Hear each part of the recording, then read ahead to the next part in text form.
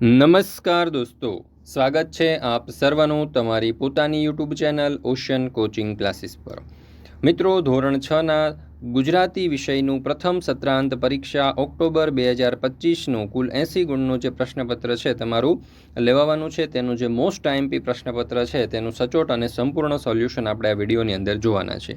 મિત્રો, આપણી આ ચેનલ ઉપર ધોરણ 6ના દરેક વિષયના પ્રથમ સત્રાંત પરીક્ષા 2025ના ગુજરાતી, ગણિત, અંગ્રેજી, સામાજિક વિજ્ઞાન હોય કે હિન્દી હોય, દરેક વિષયના પ્રથમ સત્રાંત પરીક્ષાના મોસ્ટ આઈએમપી પ્રશ્નપત્ર અને તેમના સોલ્યુશનના વિડીયો અને પીડીએફ મુકાઈ ચૂક્યા છે।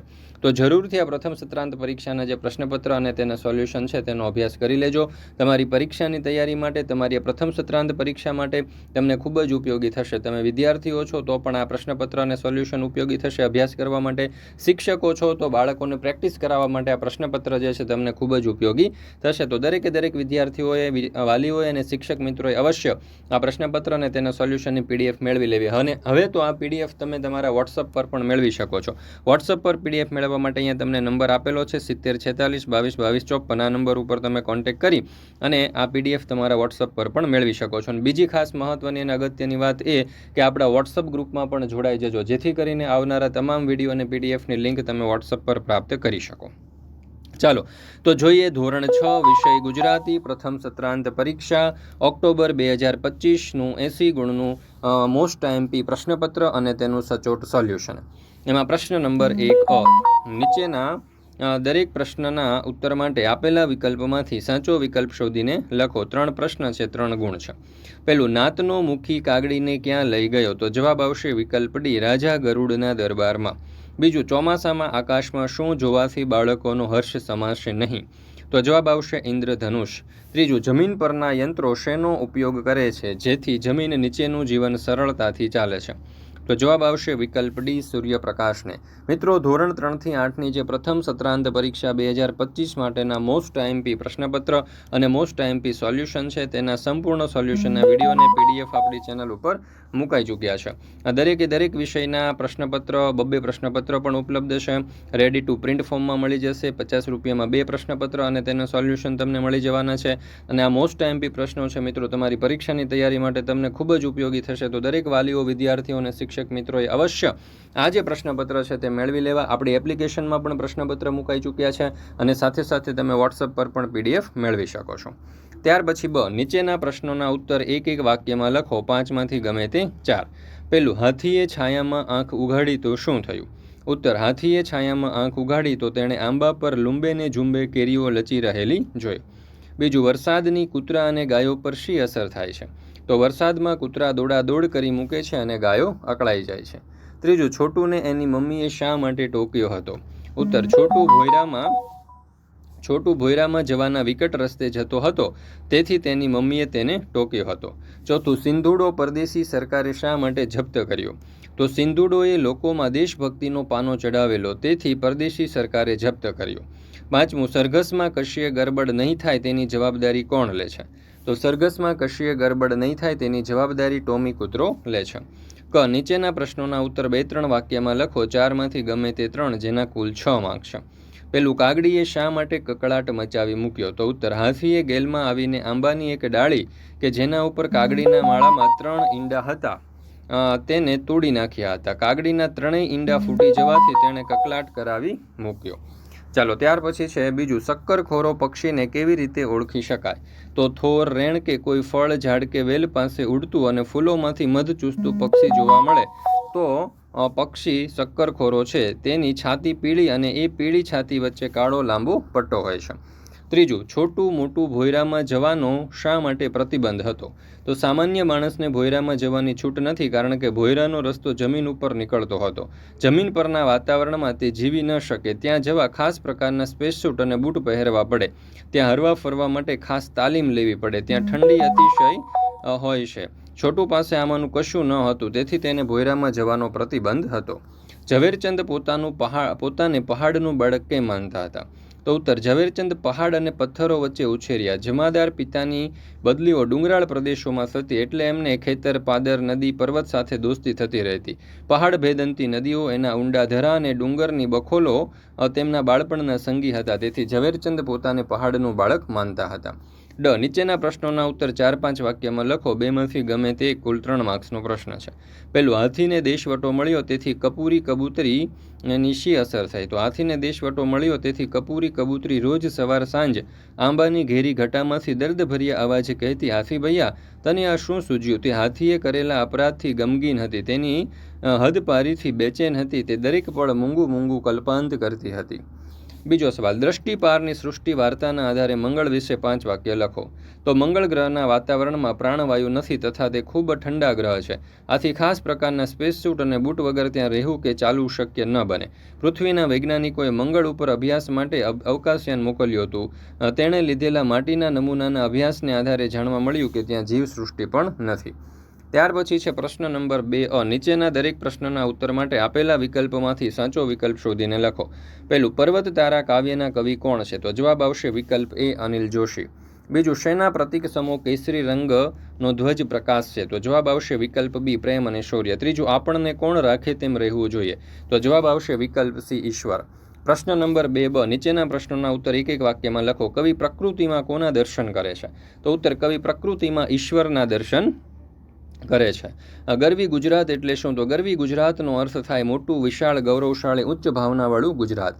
આપણે ઈશ્વર રાખે તેમ કેમ રહેવું જોઈએ? તો આપણે ઈશ્વરે લખ્યું હોય તે પ્રમાણે કરવું પડતું હોવાથી તેઓ રાખે તેમ રહેવું જોઈએ. ત્યાર પછી છે ક. નીચેના પ્રશ્નોના ઉત્તર 2-3 વાક્યમાં લખો. 2 પ્રશ્નના કુલ 4 માર્ક છે. પહેલું, પર્વત તારા કાવ્યમાં કવિ પ્રકૃતિના કયા કયા તત્વોમાં ઈશ્વરના દર્શન કરે છે?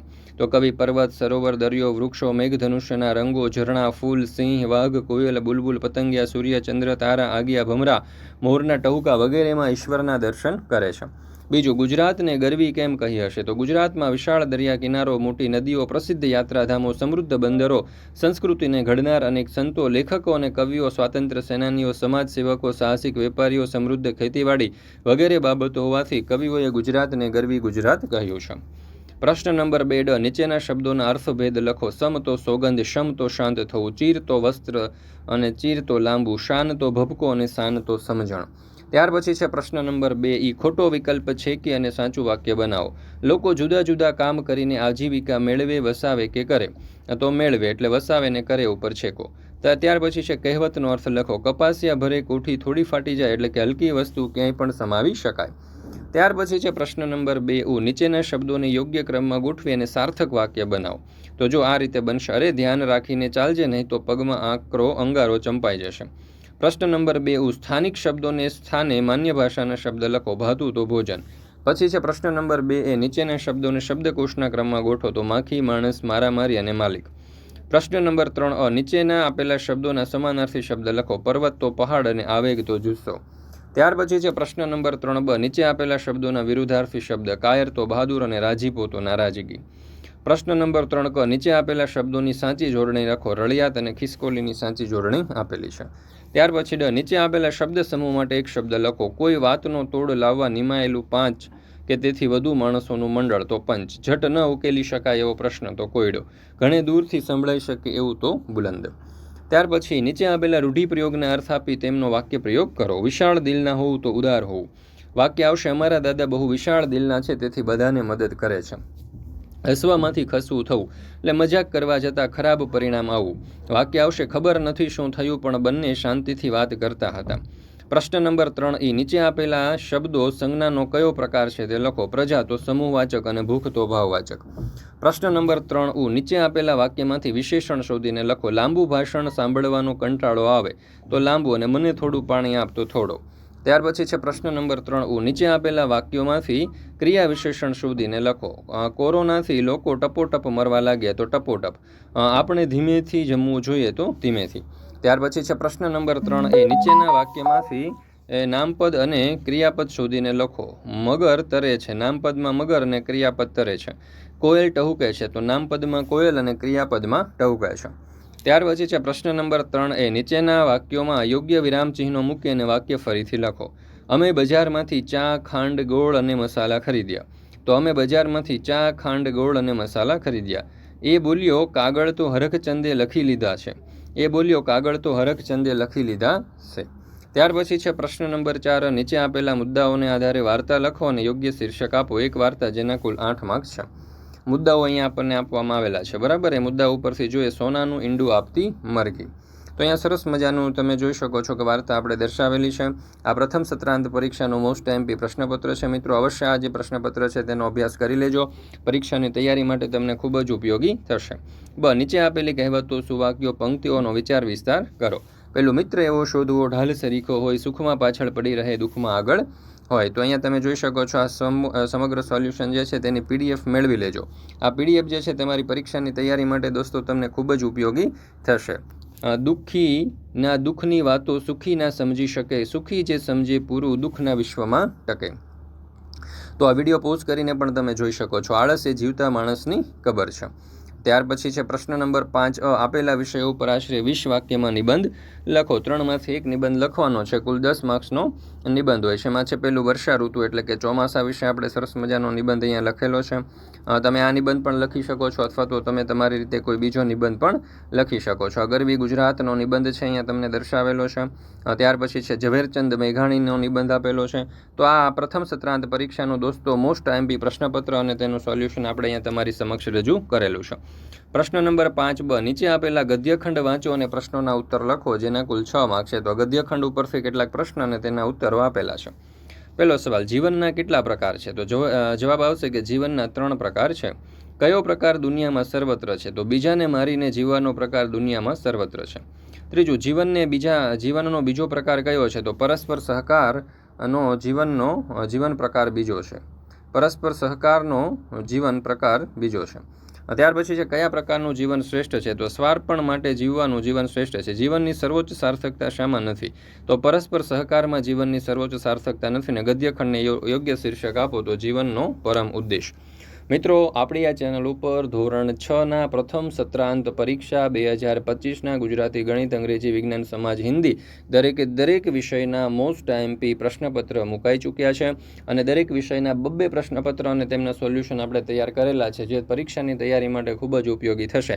જેની પીડીએફ તમે વોટ્સઅપ પર પણ મંગાવી શકો છો. અને વોટ્સઅપ પર પીડીએફ મંગાવવા માટેનો નંબર છે 7046222254. આ નંબર ઉપર કોન્ટેક્ટ કરી સંપર્ક કરી અને તમે સોલ્યુશનની પીડીએફ મંગાવી શકો છો. અથવા તો આપણો વોટ્સઅપ નંબર છે અને બીજું કે આપણી એપ્લિકેશન છે ઓશન કોચિંગ ક્લાસીસ. આ એપ્લિકેશન ડાઉનલોડ કરી અહીંયાથી પણ તમે સોલ્યુશનની પીડીએફ જાતે ડાઉનલોડ કરી શકો છો, પ્રશ્નપત્ર અને તેના સોલ્યુશનની. તો દરેક વાલીઓ, વિદ્યાર્થીઓ અને શિક્ષક મિત્રોએ અવશ્ય આ પ્રશ્નપત્ર અને તેના સોલ્યુશનની પીડીએફો મેળવી અને તેનો અભ્યાસ કરી લેવો.